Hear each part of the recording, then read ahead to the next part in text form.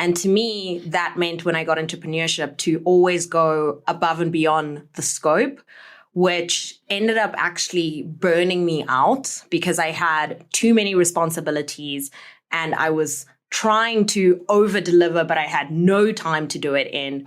And it was just terrible. So that's like the first challenge that I faced, like having clear boundaries and being able to tell people like, hey, that's a great idea, but we cannot work on it right now. We can do this instead. This is the Chris Project, where we discuss mental wellness, self-awareness, and mindset with entrepreneurs and experts. Set your perceived ideas and biases aside, and let's go on our journey for yourself, for your family, for the world. Welcome to another episode of the Chris Project. I am your host, Christian Brim. Joining me today is Carol Kabaale. Carol, welcome. Hi, Christian. Thank you so much for having me. I'm really excited to be here today. Well, I'm excited to have you. So that makes two of us. Tell the listeners who you are, how you got here. That's a fun one. Yes. So who I am is Carol Kabaale. I am currently living in South Africa. I have a Facebook ads agency. I'm also a wife. I am a fur mom to a Boston Terrier. His name is Charlie. I love him. I love pizza, carbs, like pizza. I like wine. And I got here because, the algorithms wanted Christian and I to meet. And today I get to spend some time with him. So it's going to be fun. So talk a little bit about your entrepreneurial journey. How long have you had your agency? So I started my agency at the best time, just before COVID. Yes. I think that was 2019 I started my agency, and we've been going ever since. So that's 5 years now? Yeah, 5 years. Was that your first business adventure? It actually was. I'm like a very tick the box kind of person. So I went to university, I got my degree, I did my honors, I went and got a corporate job, and I worked in hospitality management for a while, and I did business development there, and I really enjoyed it. I was like a corporate girly. I was out there living my best life. And then I realized, this is not for me. It's not for me. And the reason I realized that is because I was burnt out and I was living past my husband. And he wasn't my husband at the time. He was still like my fiance, and I was living past him. And I was like, oh, I can't do this. So I thought, what else could I do? And one thing I truly, truly loved was the marketing side of the business development that I did.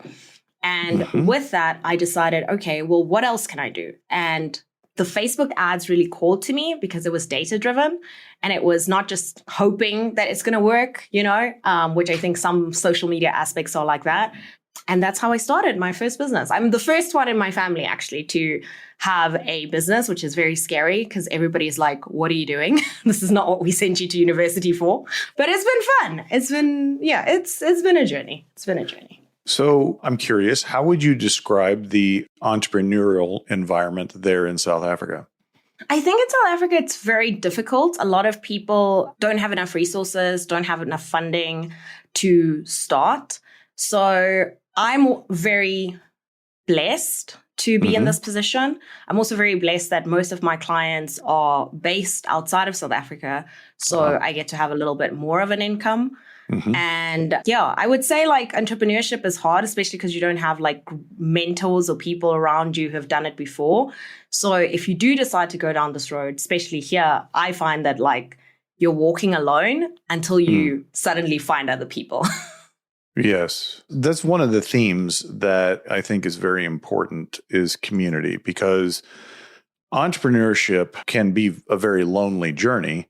I know for myself, been most impactful on my entrepreneurial journey is my membership in Entrepreneurs Organization, which is a global organization of entrepreneurs.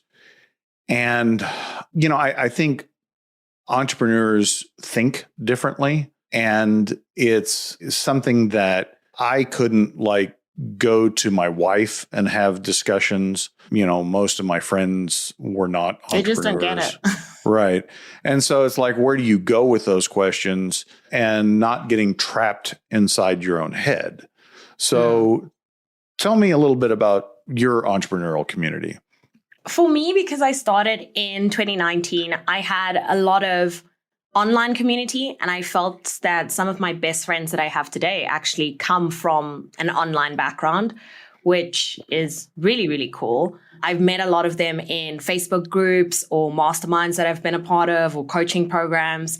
And, you get some hits and some misses with some people. You get some people who are like, great. And you're like, yay, these are my people. And then you get some people who are like, oh my gosh, I hope our paths never, ever cross. Yes. So I agree when you say it can be very lonely. There's been days where it's like just myself and a screen and someone like yourself on the other side. And you're like, oh my gosh, I haven't seen someone like a real person in so long. And you just like wonder like, wow, this is weird. Like you have to go outside and socialize with people, but I'm so used to doing it this way that it's like you forget, you sort of forget. Yes. And your mind, because you're a business owner, is constantly thinking of improving your business, especially in the beginning for me. Like that was very crazy. Like I didn't know anything. So I was learning and implementing.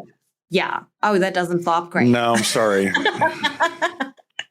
Oh no. I just felt like in the beginning, for real, I was always learning, implementing. And that can be exhausting, really. Because you're like, once you fix one thing, you're like, oh, sure, but I need to fix something else. That's not going to be great. Yes. I would say probably some of it is of our own making, but there is always something more to do in entrepreneurship. My wife, I remember several years ago, said, well, when is it going to be enough? Like, when are you going to stop doing new things? And I'm like, did Rembrandt stop painting? Did Mozart stop composing? It's who we are, and it doesn't stop. I think it can be frustrating at times because I go into a business like a restaurant, and I'm constantly evaluating, like, I would do this way, or I would do this differently, or I like the way they do that, and you just can't turn your brain off. It's just part of who you are. Yeah, I 100% agree with that. There's like no business that I go into. For example, today I ordered something, and this person is a small business owner. They don't have a website. So the whole transaction took place via chat. And I was like, you could have automated this. You could have created a form. You could have done like a very simple, and my brain is like ticking, but I'm like, done is better than perfect. I always have to remind myself, done is better than perfect. This person is getting it done. It's working for them right now. Could it be optimized? Of course. Do they know that? Maybe not, or maybe yes, but they're like, I don't have the time for that. I just need to get it done, Yes. So I appreciate that too. It's always interesting to see. And it's always nice when it's like something you haven't thought about that somebody else does. And you're like, oh, that's nice. I should do that. Yes. That's a great idea. I need to do that. I'm an expert in R&D, which is rip off and deploy. So I love seeing how people do things in other businesses, other industries, and say, oh, that'd be interesting. Yeah. I love how you put that. I mean, as soon as you said that, I think I thought a little version of myself. When I used to work in hospitality, I remember going to one restaurant and, they served their honey in little sachets instead of having like a squeeze bottle. And I was like, fascinating. Imagine how much they save on this. And I remember running back to the office and be like, guys, we need to do this. Look at this. This is crazy. We didn't do this at this hotel.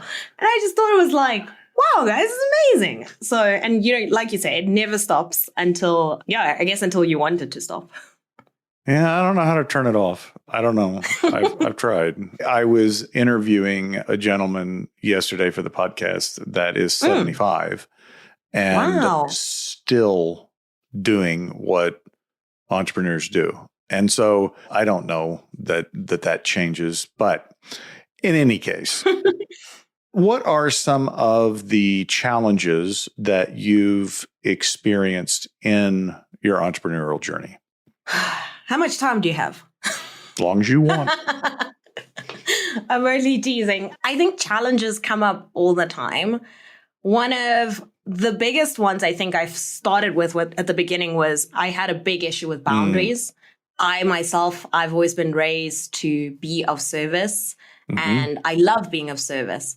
And to me, that meant when I got entrepreneurship to always go above and beyond the scope, which ended up actually burning me out because I had too many responsibilities and I was trying to over deliver, but I had no time to do it in. And it was just terrible. So that's like the first challenge that I faced, like having clear boundaries and being able to tell people like, hey, that's a great idea, but we cannot work on it right now. We can do this instead. Or, hey, that's a great idea. I'm not the person who can assist you with that. Let me make an introduction and put you in connection with the right person who can assist you and get it done.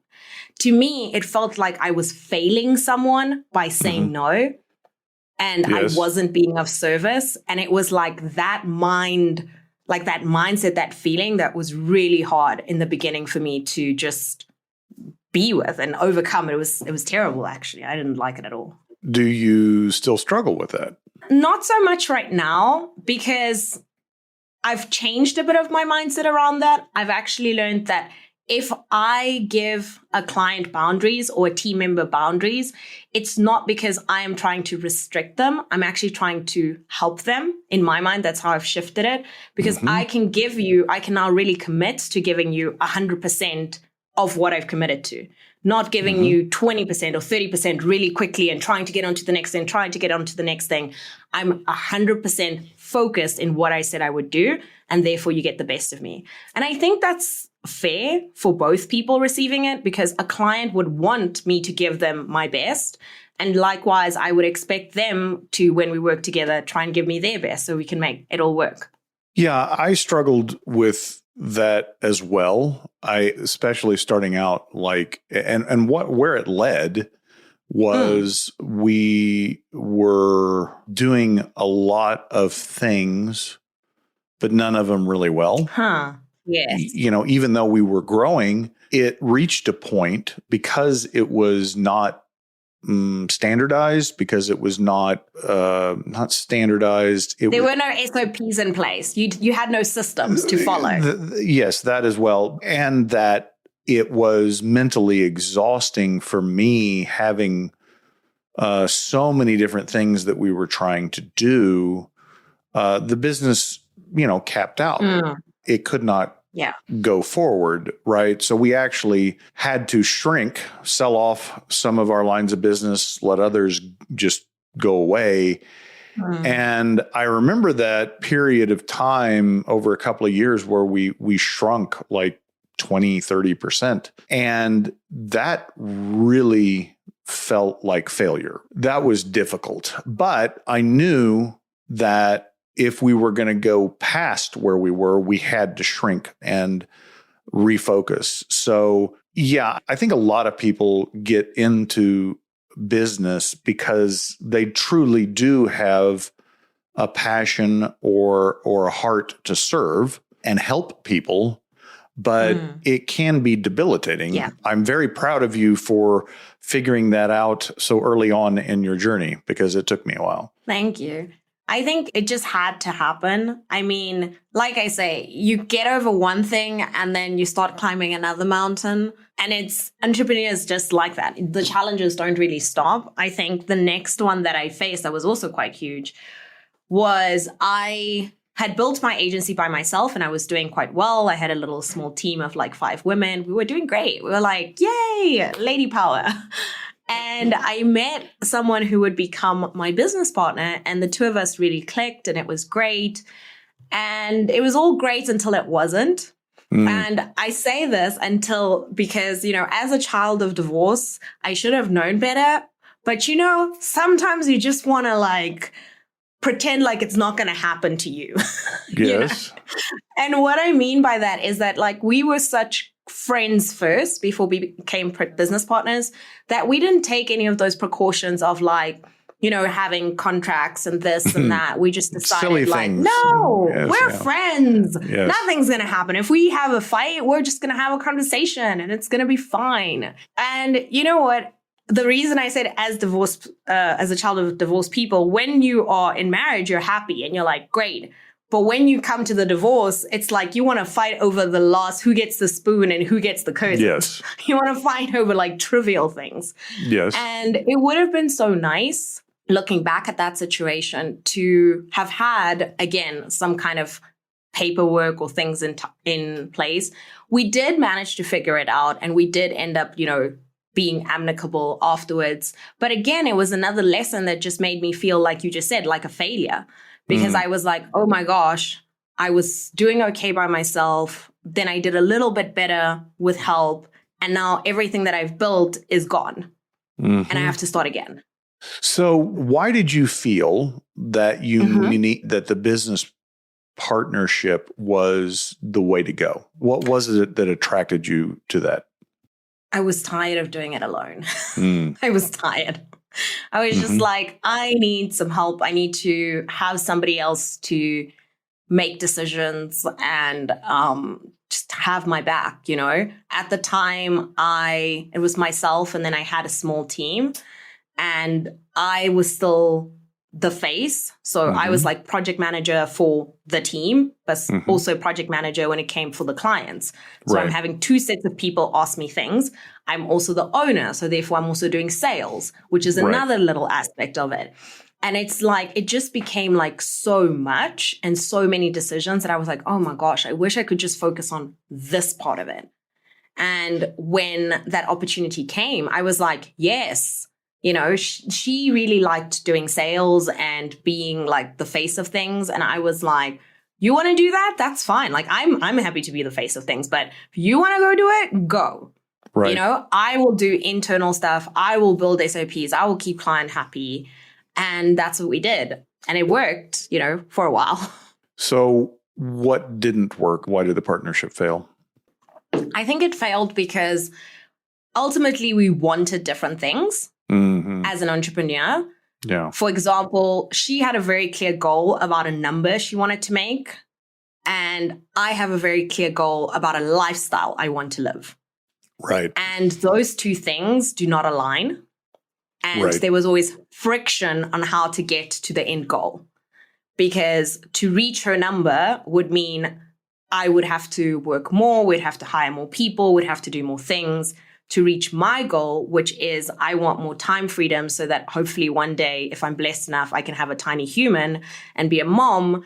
That requires me to step away and have systems in place where I can, be there, but not be there 100%. So that caused conflict.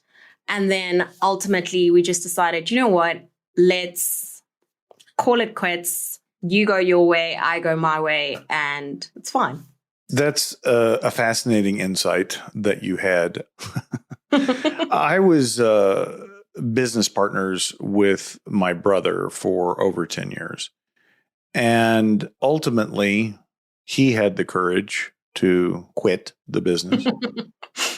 And then I subsequently bought his ownership out. But several years, and I mean like at least 3, before he had decided to leave, I knew something was wrong, even to the point where I had written it down in one of my planning sessions, what do I do with Nathan?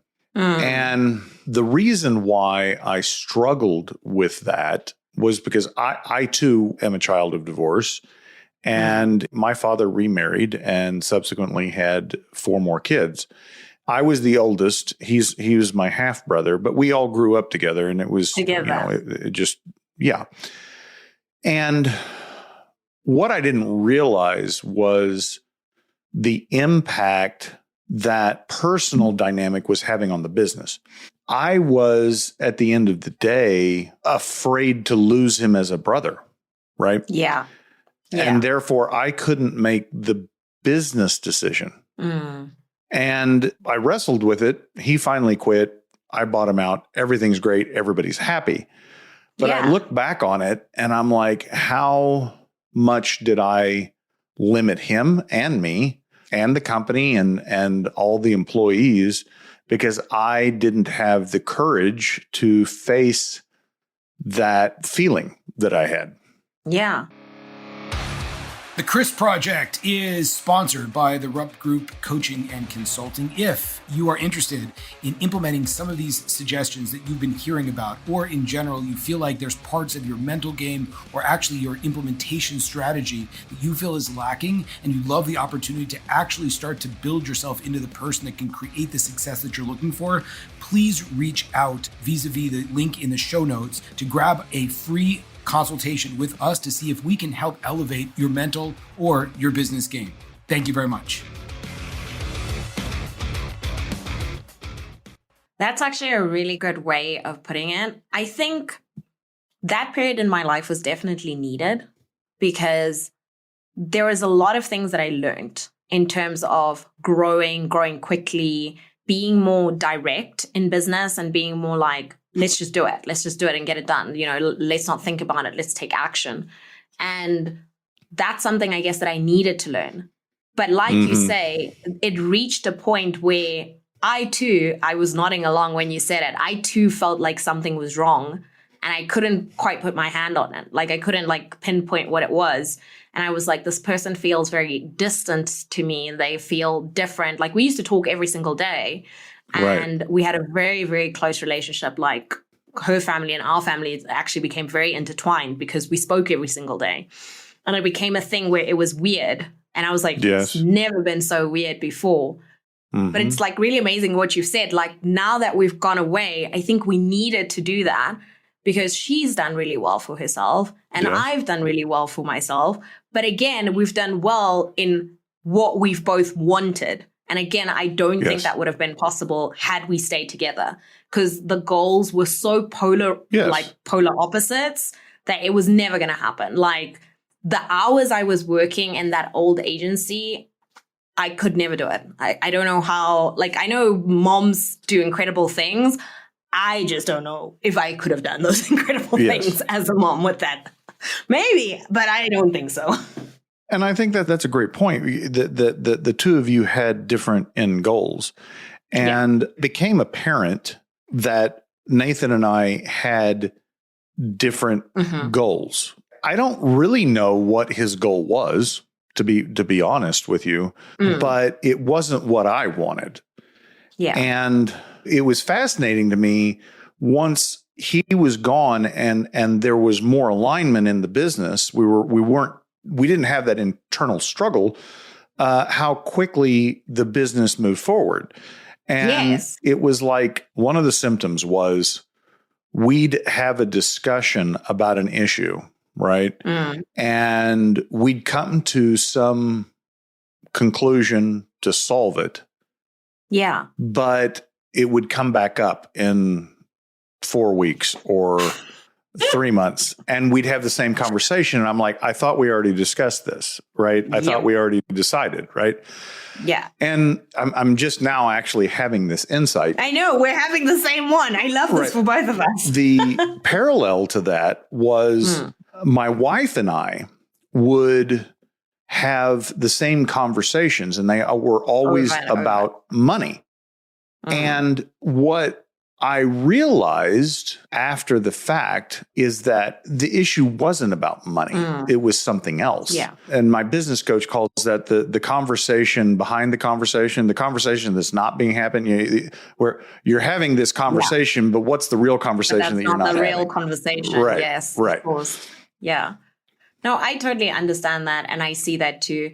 I think, one of the things, which is so funny because every year I like to set a goal for myself and it's like a ever arching goal. So it's not like a one goal and maybe it's better to say a theme for the year. A theme. I like themes. And that year, when actually the partnership ended, I said to her, I want a year of completion.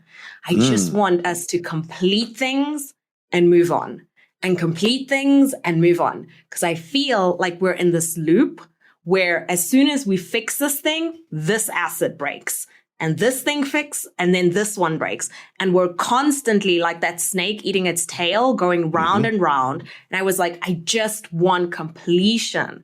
Can I please just have completion? we can finish, we can go, we can finish, and we can move. And like, we can keep building. That was my goal. And it's so funny. The completion that I wanted was actual completion that I got. Because we completed. Like, you know, the partnership ended and therefore I could move forward. So it's making me laugh because I'm thinking about it. Like, the theme was very real in our lives, at least for me. And it was very apparent that it was needed. And I think also that helped me with everything that came next. Yeah, it was just really fun. It wasn't fun, but it was needed. It wasn't fun, but it was needed. And also, I just think like it was a very low point in my life because I had to start again. And I don't think starting again is ever fun for anybody. No. You feel like a bit of a disappointment and a failure. Financially, it wasn't fun because, you know, we were used to a certain amount of income and then that was gone and that vanished. And it was like, and I was the person who was always doing internal things. So I had shifted my roles and I was more like, you know, doing project management with the clients and the team. So I wasn't doing sales activities. So it actually made me feel weird when I had to start doing that again, when I had to like go online and do a reel and do this. And I felt like everything changed really quickly. Like I felt very old very quickly. And I know that sounds weird because obviously I'm not old, but it felt like when I did marketing or when I started, this is what we did and we followed this formula and we got clients. And then in the 2.5 years that we were together, that I was out of it, everything changed. Now it was reels and we're pointing at things and people are dancing and there's TikTok and there's this and there's that. And I was like, whoa, this is a whole new ball game that I need. What is happening? So it was very interesting to have to regain my confidence and be able to put myself out there. For a long time, I didn't want to because I didn't want anybody to know that I failed. I guess that's how I saw it and that I had to start again. And one of the things that helped me cope with that actually is this office, which is kind of like my passion project. I've never built anything with my hands. I'm not that type of girl. I'm not. I'm a, you know, sit on the beach at an all-inclusive looking at the ocean kind of girl. You know, I'm not a build things kind of girl. But my therapist actually said to me, Carol, I think you might enjoy it. If you do something like, and you complete it and that it's your own, you'll understand that it's possible to do it. And I didn't get it back then, but what she was trying to tell me was like, if I can do this in the office, if I can like paint the walls and pick this and DIY things, then I could do the same thing for my business. And I one day woke up and literally I'm such a planner. I really am. But I just woke up and I said to my husband, I need you to take me to the hardware store. He was like, what? I was like, I need you to take me to the hardware store. Are you like, well? He's like, are you lost? Are you fine? I'm like, yes, we're going to go and I'm going to build the office. He's like, where did this idea come from? And I was like, it's coming from where it needs to come. And he's very like, he also likes to plan things. So he's like, so what are you going to do? And I was like, I don't need you to think and give me points. I just need you to support me and help me with stuff that I lack. Like, if I like this color, should I pick this paint? Is this the right paint? Are these the right tools? Like, that's kind of what I need from you. Right.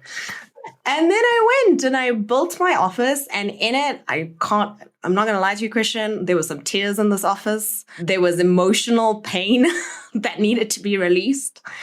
And once it was completed, I just felt like really whole and really wholesome. Yeah. Like, I did this without help.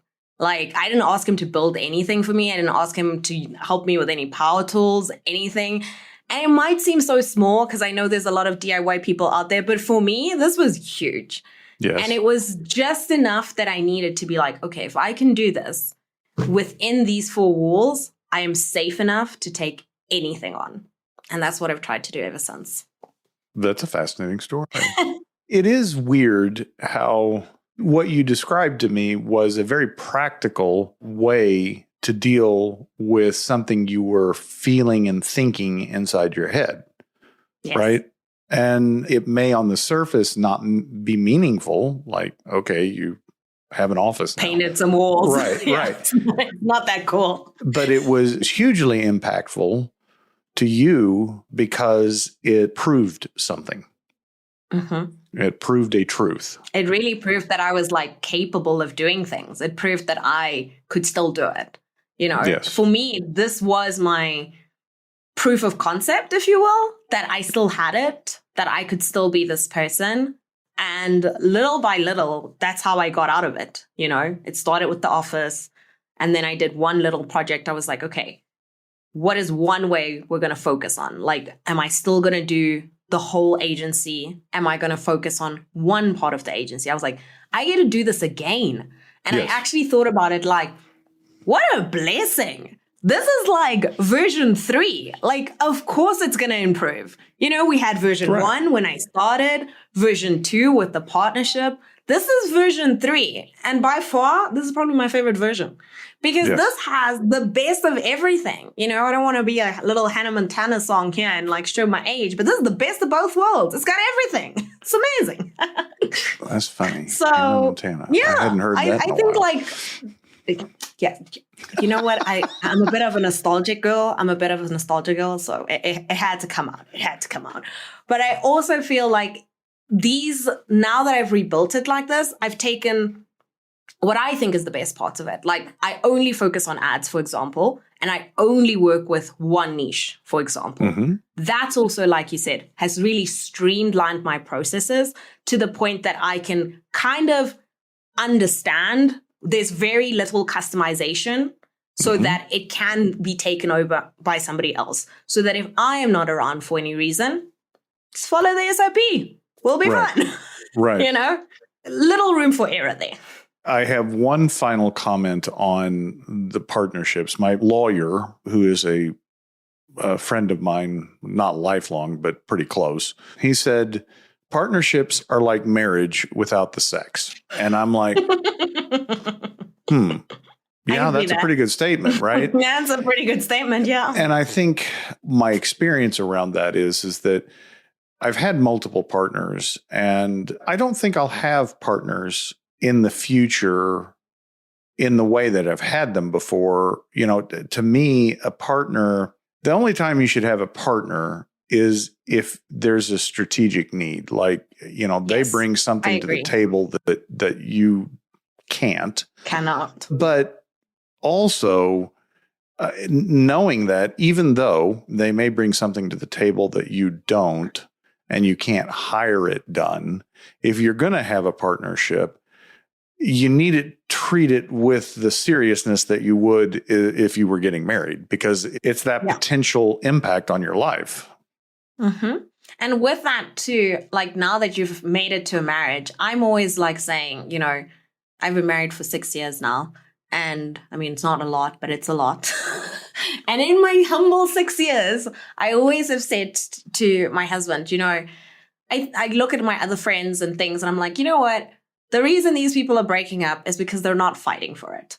Because a marriage is fun, but you gotta fight to stay in marriage. And not fight like physically, right? Like fight from your soul. Like you gotta choose that person every single day, despite whatever's going on. I have to choose him. He has to choose me.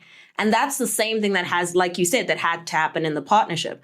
And for a long time, I think if one person is choosing that person, but they're not being chosen back, that becomes a problem. Yes. And, you know, you can give and you can give and you can be like, I am here. I am hearing you. I am trying to make this work. But if the other person is not at least reciprocating a little bit of it, oh my gosh, you might as well you're in a marriage by yourself. That's not a marriage. Yeah. No, you're right. In marriage, in partnerships, either person can unilaterally decide to not participate. And then it doesn't work. I mean, so that's a great insight. I've been married 31 years. Wow. That's very impressive, Christian. That's very impressive. What's your secret? I don't look that old. I'll tell you the secret.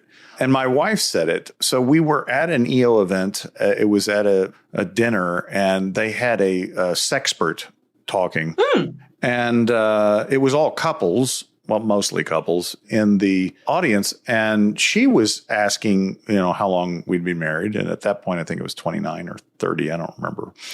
But the sexpert the speaker asked that question when she found out that we had been married that long. And my wife answered instantaneously. She said, Grace. I'm like, yeah, that's right. Yeah. Because in a marriage, you're going to run into situations where you have been wronged. It may not be big, like infidelity or whatever, but there's going to be a point where you're righteously angry. You have every reason to be angry. To be those, yes. Right. But can you forgive them and love them anyway? And I thought her insight was spot on. I would answer that grace is the secret to a long marriage. Yeah, I love that. Okay. See, I was coming in hot by saying fighting, but grace is such a great way to say it. I'm gonna start saying that. Grace. Grace got me here. Well, I mean, it is fighting. 4 years ago, my wife's mother was diagnosed with cancer and passed away. That was a terrible struggle. And then 3 months later, my wife was diagnosed with breast cancer. And then a month later, her older sister was diagnosed with breast cancer. Oh my God. Her older sister did not survive. She passed the following year. And that time, the last 4 years, were extremely challenging. Oh, and at the same time, we had a pandemic, and our youngest son... Sprinkling that in there. Just we're sprinkled. Our youngest left home, went off to university. So, it was all of these things happened at one time, and it was difficult. And I'm not going to say that the words divorce didn't come up, but we both wanted and fought for it. It would have been easy for either one of us in those situations to have a reason, to have a rationalization to say, let's move on. We don't need to be doing this. It would be just easier if we just did this and just quit right now. Yeah. It would have been the easier path, but it was not a choice that either one of us wanted. And if either of us had said, no, I don't want to continue, then it wouldn't have worked. I don't think that fight is the wrong word. I think you do have to fight for it. Yeah. And again, I think if you fight for it, if both of you are fighting for it, then you can make it work in marriage or in business. But if it's only one person, I mean, there's only so far you can get until that one person also is like, what am I doing? What am I doing here? Absolutely. Carol, I very much appreciate your time. This has been a very wonderful interview. I feel a certain resonance with you, similar experiences, and I'm glad we had this time. Listeners, if you like what you hear, subscribe to the podcast. Please share it. If you don't like it or have any comments, please text us and let us know. There's a link in the comments. Until next time, stay strong. Know that you're not alone. And ta-ta for now. Thank you for listening to The Chris Project. You are important. Your work is important. Do not give up.